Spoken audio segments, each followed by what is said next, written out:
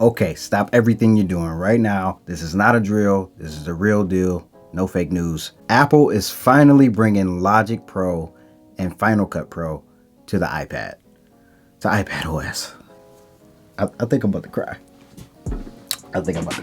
I kid you not. I heard it from Apple themselves. Apple actually just released a video introducing Final Cut Pro and Logic Pro for the iPad. If there was going to be anything that brought me back to fully making beats on the iPad, like just straight up on the iPad, it would have been this. If you've been rocking with the community of iPad musicians and iPad producers for a while, then you're not new to this concept of finally being able to make music on your iPad, and even on a professional level. We've always had these apps, tools, and utilities available to be able to get the things done that we need to get done musically, and especially for those of you who have been rocking with GarageBand on iPad for a while, then this will be right up your alley. Hopefully this news will give some brand new incentives to some developers that are already on iOS, like Steinberg's, Cubase's, Ableton's, the Roland Zen Beats, and hopefully maybe even Intua. I don't know. Beatmaker 3, yeah, you got some competition now, especially in the sampling area.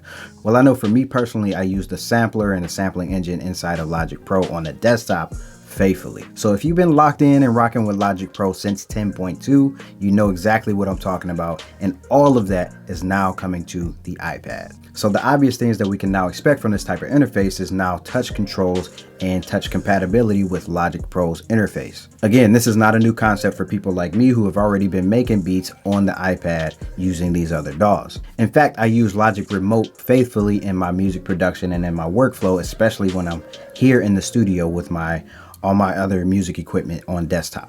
And I've said this before and I'm gonna say it again, some things are just way easier to do with the touch screen, and some things are just more intuitive when you're able to draw in automations and touch pad filters and filter sweeps and different things like that. So Logic Pro on iPad will definitely feature some multi-touch compatibility. Now when it comes to the sound library, I'm very interested to see what they bring over. I've already seen some of the video that include the Alchemy sampler and even some other built-in plugins from Logic Pro. From the built-in plugins, all the synths and the drum designers and the effects, this is gonna be a total game changer for my particular workflow, because I'm usually taking this stuff out on the go and then I have to use another application and then bounce everything down to audio just to be able to bring it into Logic Pro. This version of Logic Pro on iOS is promising a round-trip experience as far as compatibility and bringing your iPad Logic Pro project files over to the desktop and vice versa. This is a workflow that I've already created for myself personally with a lot of other third-party pre-existing apps. So now that everything is all coming together, this whole ecosystem of being able to share and drag and drop and airdrop all this stuff, this is a total game changer for me. And from the looks of it, like I said, they're bringing over the entire interface, including the live looper, the beat mixer, the beat sequencer, and the quick sampler, and even Alchemy. Everything looks almost exactly like how it looks on the desktop. So if you're new to iPad beat making, the learning curve just got that much more insignificant.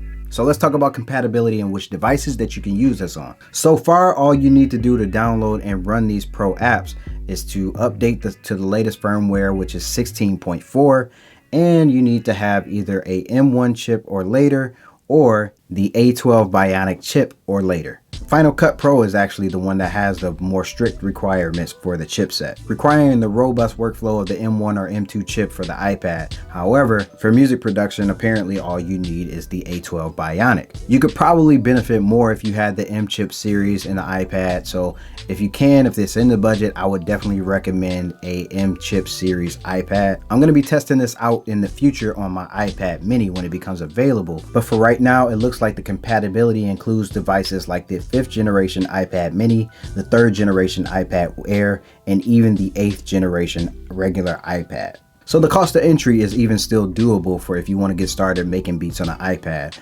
like a Pro.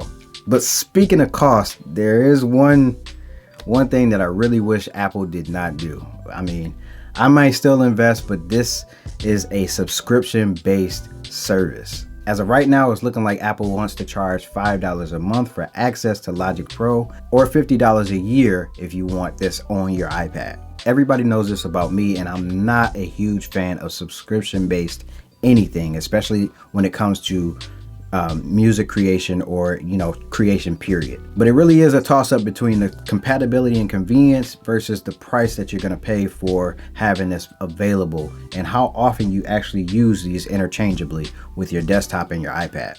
If you're not a producer or composer that creates this stuff on a professional level, meaning that you make a living or you make money back from this stuff, then a subscription base might not be the best idea for you. There are other options, either for free or some of the paid apps, the one-time fee, and you own it. And even GarageBand is still good enough for the average user or the enthusiast who wants to create music on the go and still be able to use some of the tools that come with this update. GarageBand is basically Logic Pro Lite. So yeah. But the subscription plan, I'm not really feeling. But like I said, I use this stuff daily. I use this stuff faithfully. And I'm actually using Logic Pro and Logic Remote and just the whole ecosystem full-time professionally to make music. So I guess at the end of the day, the annual subscription rate is not that big of a deal to me because I'm going to make that right back. All right, so after you update your iPad's iOS version to 16.4 or higher, you should be able to see this in your App Store when it launches on May 23rd. I ain't gonna lie, I'm just super excited to see what all I can do on the iPad with Logic Pro, and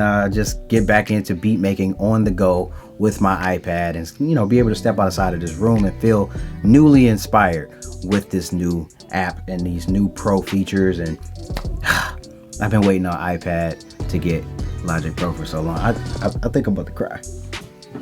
I think I'm about to cry. Hold on.